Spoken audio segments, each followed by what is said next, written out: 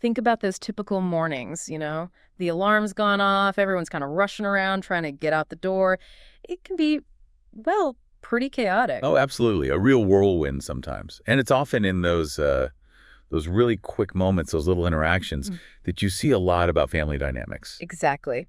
So today we're going to do a bit of a deep dive into one of those moments. It's just a short conversation, really, between a father and his son, Alex. Okay. The dad's getting ready for work, heading out, and he starts off pretty simply, asking, Alex, do you need anything for school today? Right. Seems like a standard check-in. But it also kind of shows the dad's thinking about Alex's day, his needs. What does Alex say back? Alex says, thank you, Dad, but I don't need anything right now. I will tell you if I need something later. Sounds polite, like he's got it handled. Mm-hmm. Independent. But then the father asks him to come say goodbye before he leaves. Ah, okay.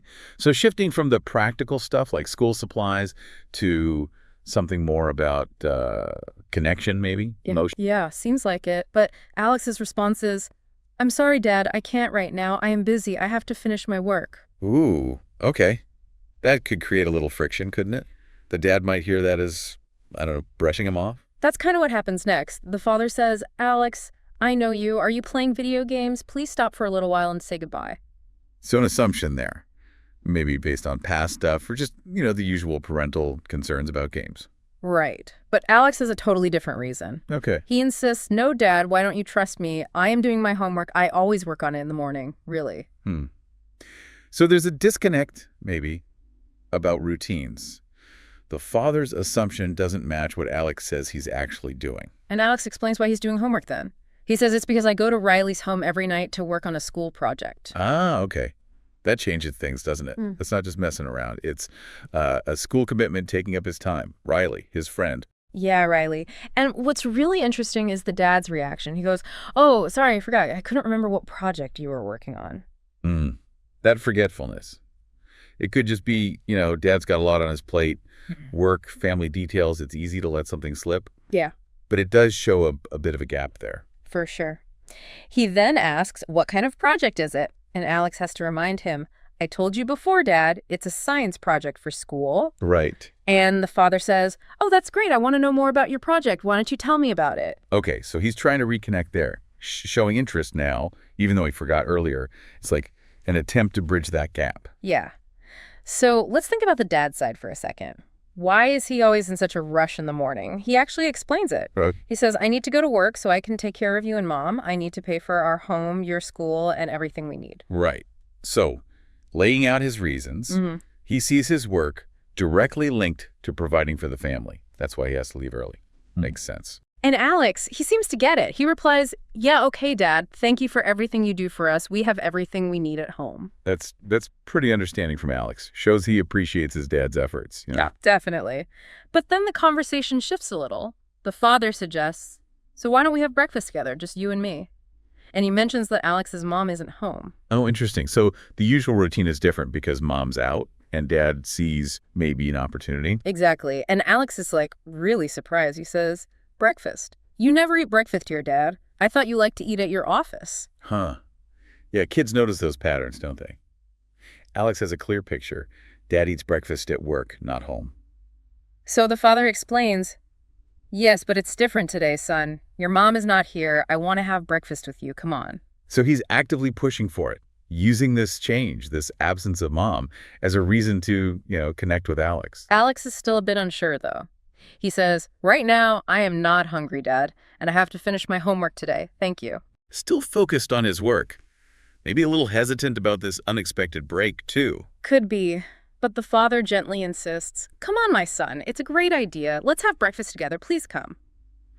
And, well, eventually, Alex agrees. Persistence pays off, so they are going to actually sit down together. That's a change. It is. And we even find out what they're having.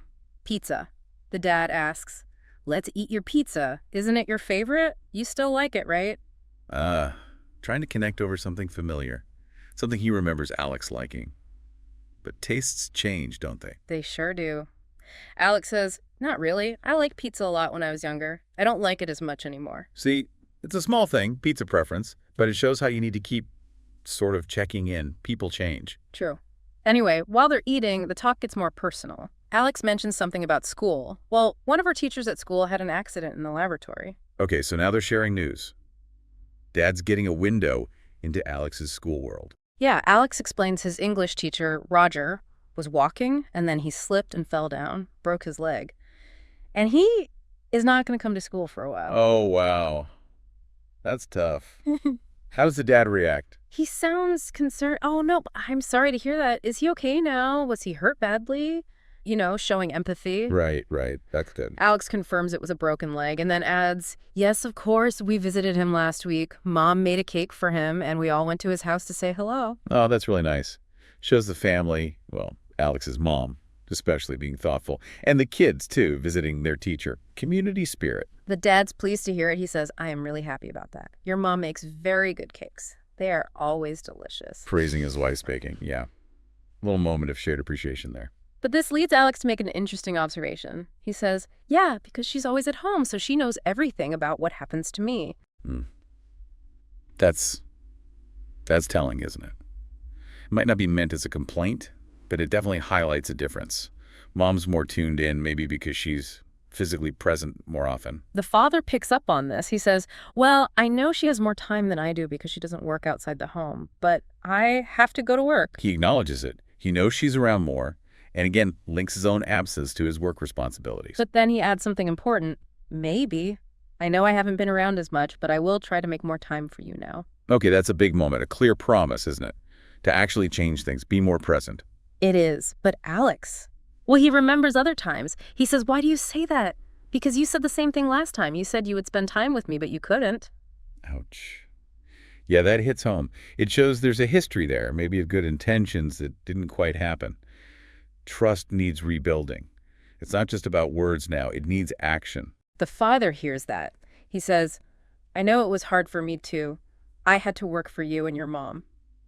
So he acknowledges Alex's point and his own difficulty. Then he says, but no, from now on, I want to do things differently. I want to spend more time with you. So a renewed commitment. He's saying, okay, I messed up before, but this time is different. He wants to learn from the past. And he tries to make it practical. He offers to help with the science project, if Alex needs a hand. That's a good move. Connecting with something that's actually important to Alex right now shows he's listening. And then he suggests something fun. What if we go to the movies? After you finish your project, is there a new movie you want to see? A concrete plan. Not just spend more time vaguely, but a specific activity focused on what Alex might enjoy. He even loops Alex's mom back in, saying, after the movie, we will have dinner with your mom. Making it a family thing, reinforcing those bonds all around. The whole conversation wraps up with the dad just expressing how he feels. Oh, come on, you are my son. I want to make you happy. I feel it's my job as a father. Anyway, I am very happy that you spent time with me today. I hope we can do this more often. Yeah, laying it all out there.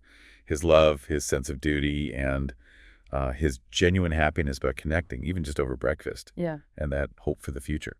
So when you step back and look at this whole exchange, what do we really see? It feels like a definite shift, right? A turning point. The father's really making an effort to reconnect. Absolutely. It really underscores how vital that open communication is, even in just a few minutes, in a busy morning. And, really hearing each other, understanding where the other person is coming from, despite busy schedules. It does make you think, doesn't it, about that balance, the constant juggle between work, responsibilities, and actually nurturing those connections with the people who matter most. How do you manage that? It's tough. There's no easy answer. But this little story, this snapshot of a morning, it kind of gives you hope, doesn't it? It shows that making that conscious effort, finding those shared moments, even small ones, can really make a difference and build stronger family ties.